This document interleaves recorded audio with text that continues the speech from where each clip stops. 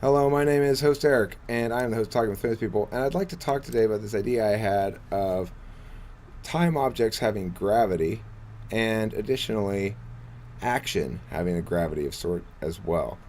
So, one of the ideas that I've been thinking about a lot in regards to this channel is the notion that a given time object, that is, say, a given piece of digital media, uh, will have a certain amount of weight that is based on multiple factors.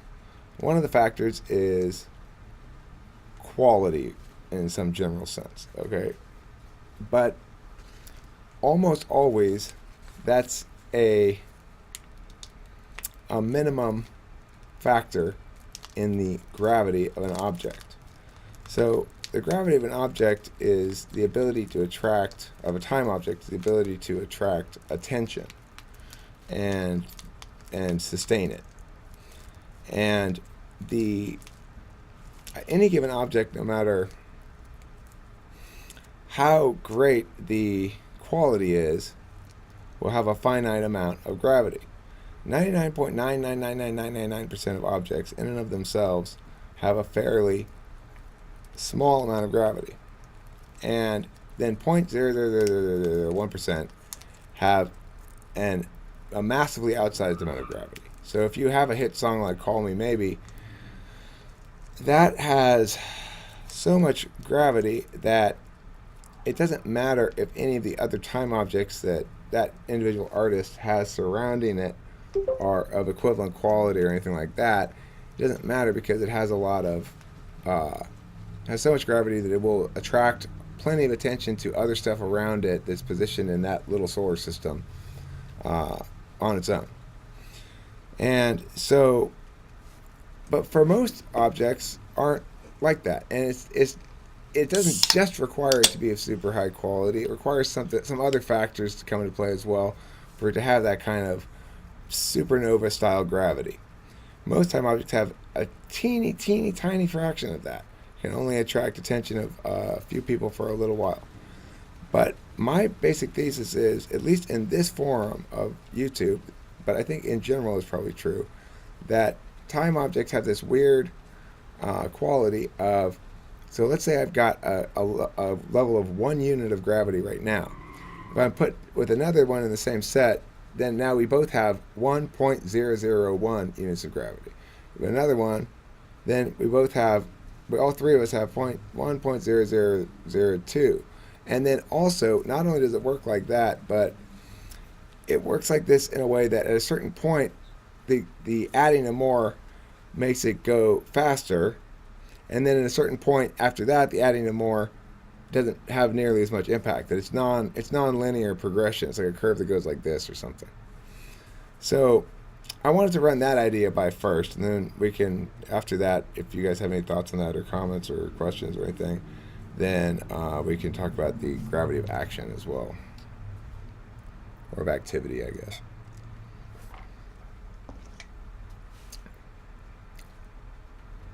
Okay, And well, what you just said about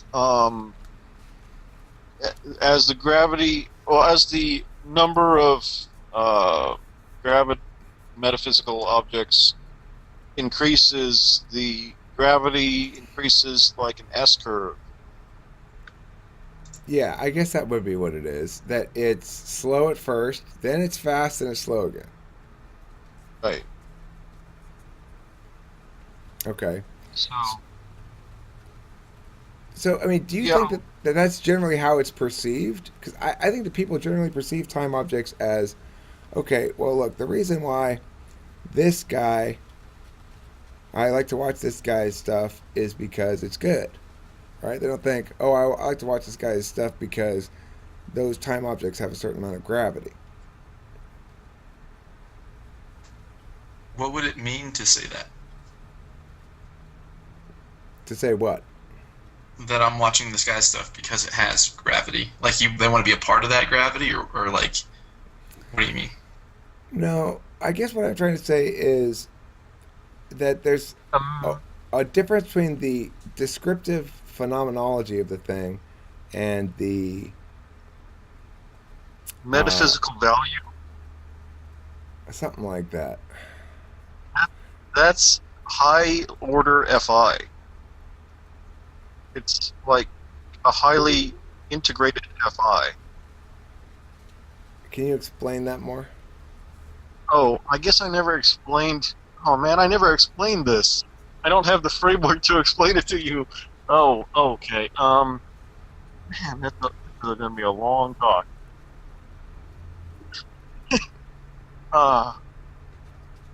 I could start by talking about how TE connects on. Man, this is a big, complicated idea.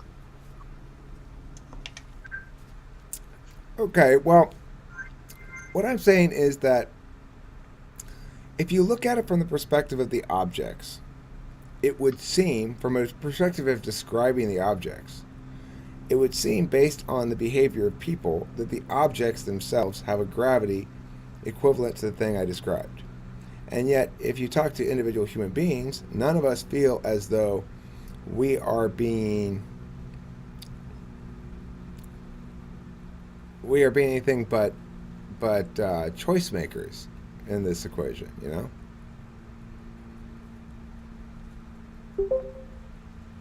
But the trick is that we all have, for the most part, similar brains. So even if we are making our own choices, they'll have a tendency to be similar. Right.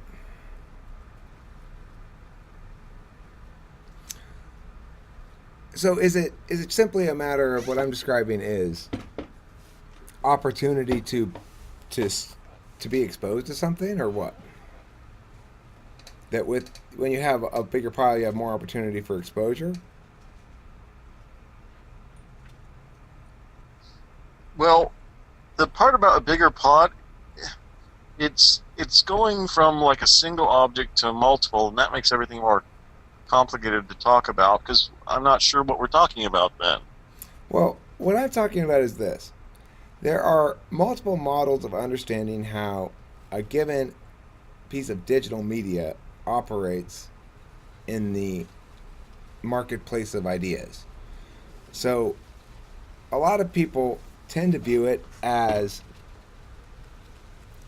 like, I'll hear people say, well, the problem with having so many videos, Eric, is that then each of them becomes less special, right? That's one way of interpreting it. That there's nothing special about any one of these videos because you have 2,000 however many of them. Nobody's going to take any of them seriously. That's one way of looking at it. Another way of looking at it is from a sort of a systems perspective and saying, well, I think there's this gravity aspect to it, right? But I mean, those two would seem to be exclusive of one another. So I don't know. I believe that I've heard that from multiple people. Like Zach would say, well, if you put up a lot of videos, you bury the good ones. And my position would be you bury the bad ones. And neither of us were really addressing the issue of, when we were making those arguments of, well, what is there a benefit inherently to having a big pile, or is there a deficit inherently to having too big of a pile? I have my theory about what happens when you get to 1,000 subscribers, and we'll see if that gets proved or not. But beyond that, I think the question is an interesting one because it would seem that there are active, conflicting, exclusive models existing in the world about it. Well, if you had the good things on the top of the pile, then you can have the benefits of both. Yeah, I mean, you can just organize it differently. You have to change the whole system. Like, you already make like different groupings. Like, I don't know, you have like a certain title, and then you throw some videos in there, and there'll be like 50 videos, and they're relating to some certain topic. Like, you can just do that. If you're just gonna, like, I don't know, reduce it into one of those models, you're either gonna have a lazy person that doesn't like the big number of videos, so they don't want to go through all the videos, and then you're just getting rid of, the quality people, because I think quality people that would stick around and like talk about things are people that would like the large number of videos. But yeah, that's what I think. Hey, Eric, you got an ash on the back of your seat. Oh, is that I think where I it is? saw, like right Thank you. behind you. Thank you for pointing that out. I knew it went somewhere. I didn't know where. I was looking around for it. Yeah, thank you. I'm glad I didn't put my head on that. So I don't know if I understand completely what's being talked about. I'm still getting caught up thinking about it in terms of like planets and gravity and stuff like that. I know you're talking about digital media, but I guess I'm thinking you were talking about smaller videos getting buried. Um, Well, I think go what's ahead. that? Go ahead. I'm sorry. No, if there's more of a presence, talking about gravity in that sense of like maybe there's more like a presence, like something with more views might get advertised more or something like that, or something. If you have fewer videos, it might be easier to sort of sift through.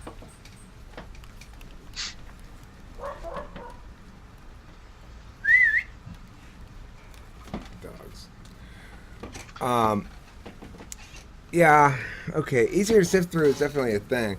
It's kind of difficult to organize videos super well on YouTube, but Yeah, I but guess I was saying that with the gravity thing is there might be, um, with the more views or whatnot, in the same way we have gravity, there might be a general attraction towards that thing. Um, but say, I guess to use like planets as an analogy, if you were looking for something specific, like a planet to go to that had Earth-like qualities or something, if you're looking in a video for something specific, like you do, web chats and stuff like that, not everybody does that. It would require more conscious effort and direction to move towards that. I don't know if that makes sense. well, see, I mean, it's also functioning though on a discursive level. So I'm curious about how it works on the level of I'm saying ideas that have a specific message sometimes that's exclusive of other messages. So I'm talking particularly about political stuff now. Like, uh, I basically am promoting meta rationalism, right? If I have a mission statement of some sort, that would be what it would be. So I wonder if um, the message, independent of the success of the videos or the channel, interacts with the quantity aspect differently than, um, say, just pure channel success issues. Because I have this notion that the more you get this, the more discourse there is in the world that's good quality discourse that promotes what I consider to be fair rhetorical practices, then somehow that makes things better. But I'm not really sure what the mechanism is. But I have this But little theory, would adding more people to the mix necessarily improve the discourse? Well, adding more people to the conversation, in terms of this space right here, there's a limited amount of space in this space, right? So, thus far, I've yet to have any real problems with there being any sort of conflict over utilization of the discursive space. But if that were to happen, I would just deal with that when it arose. I think that to suggest that maybe the level of discourse would lower with the inclusion of more people is to discourage the people who need the discourse the most, right? It's like I I'm pretty confident that people in this room now are either thinking actively about what they believe, or at this point have probably concluded that they're just not interested in politics or something like that, So my point is, I want people to take it seriously because it impacts everybody seriously.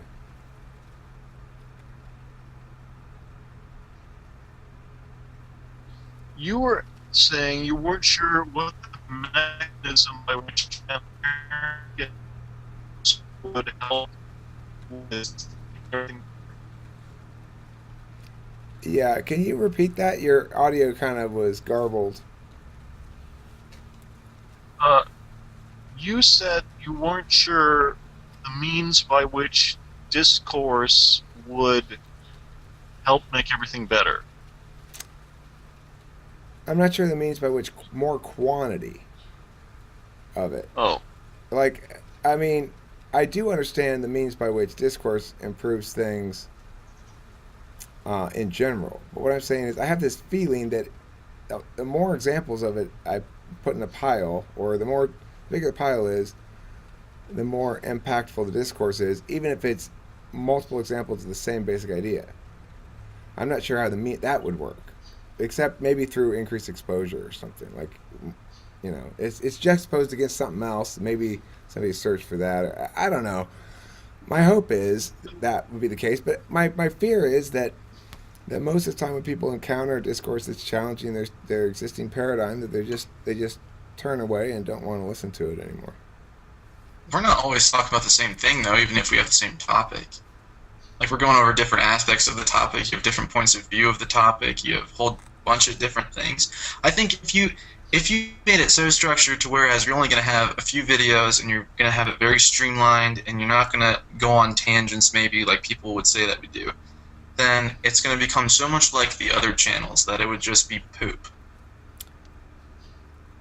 Well said. Like, I like your channel because it's different. Like, your channel is a lot different than these other MBTI channels or whatever. Like, I don't know. I appreciate what you do. Thank you. I appreciate that. Well, I was trying to, for FE reasons, keep this topic about the notion of the time objects abstractly, but it was unavoidable that the reason I'm thinking about all this stuff, obviously, is because of this channel, and so we ended up talking about that. But let's end this video and let's move on to another topic. You guys think about any topics you guys want to talk about, and we'll be back here in a second.